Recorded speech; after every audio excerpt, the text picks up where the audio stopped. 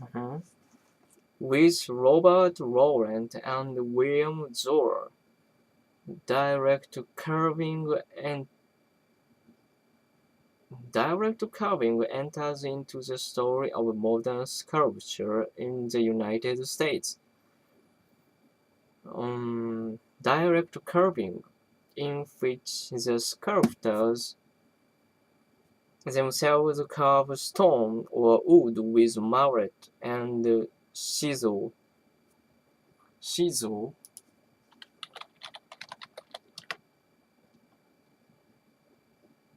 chisel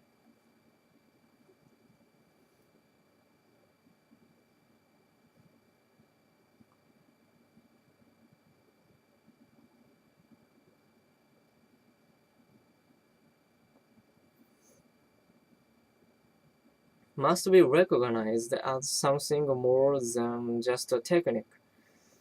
Implicit in it is an aesthetic principle as well,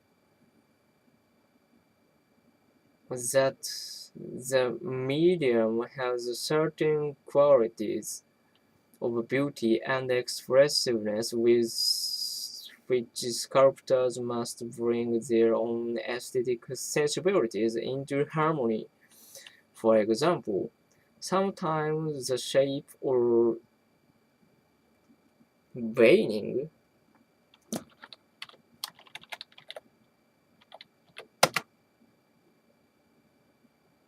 veining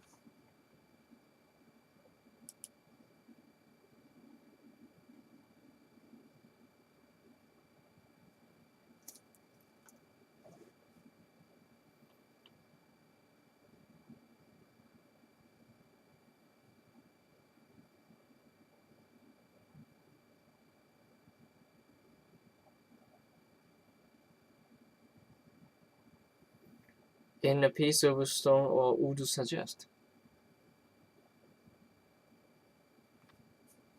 Vein, vein.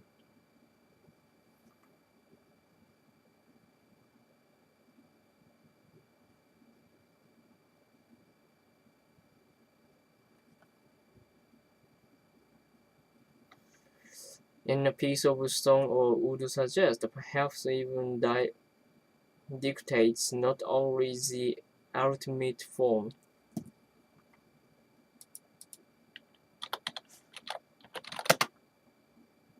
ultimate form, ultimate ultimate form, but even the subject matter. Subject matter. The technique of direct carving was a break with the 19th century tradition in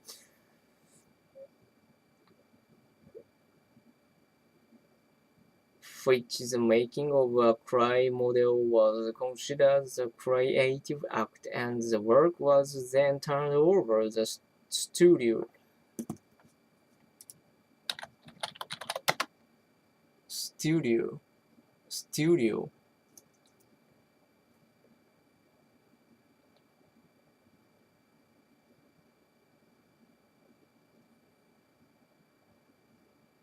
Studio assistants to be cast in plaster or bronze or carved in marble.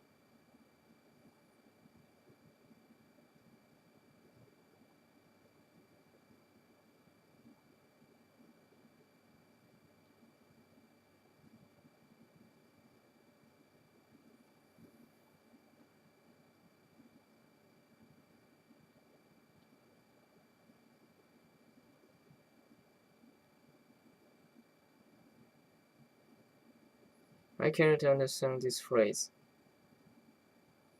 The technique of direct carving was a break with the 19th-century tradition in which the making of a clay model was considered the creative act, and the work was then. Okay, I understand it. Neoclassical sculptors seldom held a mallet or chisel in their own hands readily.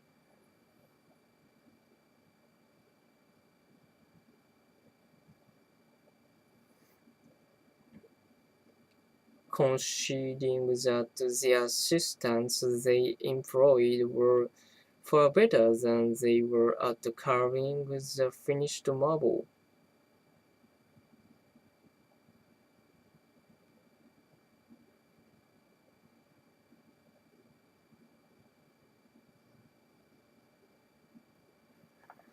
Ah,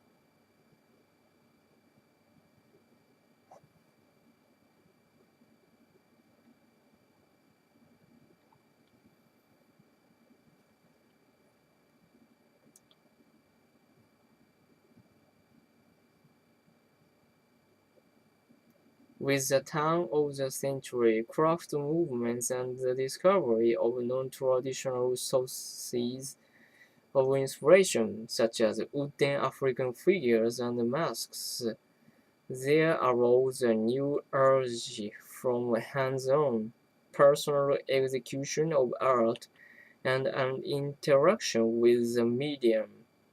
Even as early as the 1880s and 1890s, nonconformist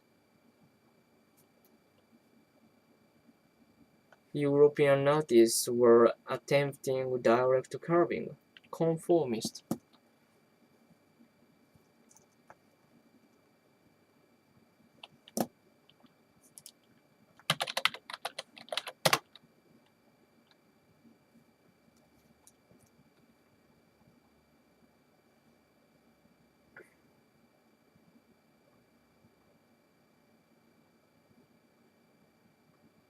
Conform European artists were attempting direct carving. By the second decade of the 19th century, Americans, Laurent and Zola most notably, had adopted it as their primary means of working. Born in France, Robert Robert Laurent was a prodigy.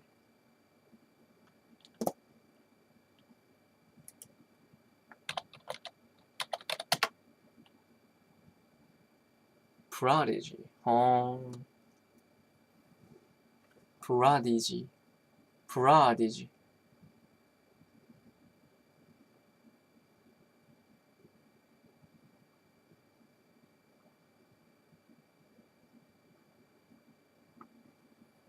Prodigy who received his education in United States. In 1905, he was sent to Paris as an apprentice to an art dealer. Apprentice or apprentice? Apprentice. Apprentice.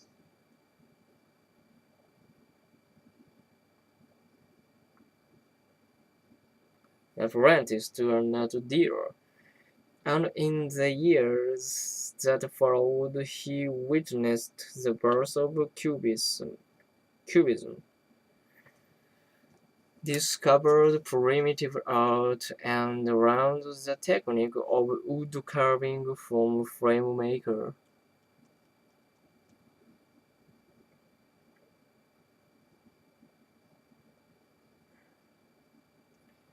Back in New York City by 1910, Laurent began carving pieces such as the priestess, such as a priestess, which reveals his fascination with African, pre-Columbian, and South Pacific art. Taking a walnut plank, the sculptor carved the expressive, stylized design.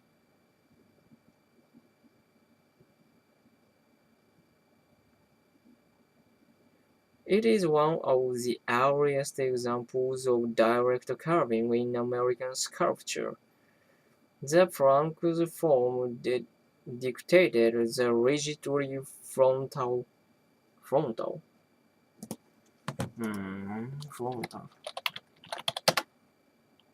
um,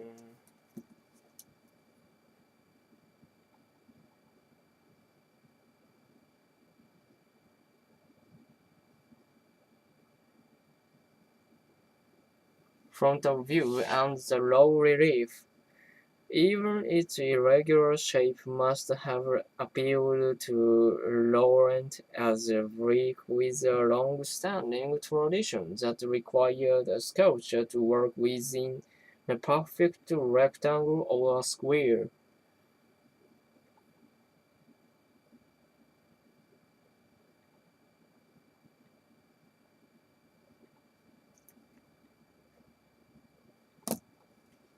Oh,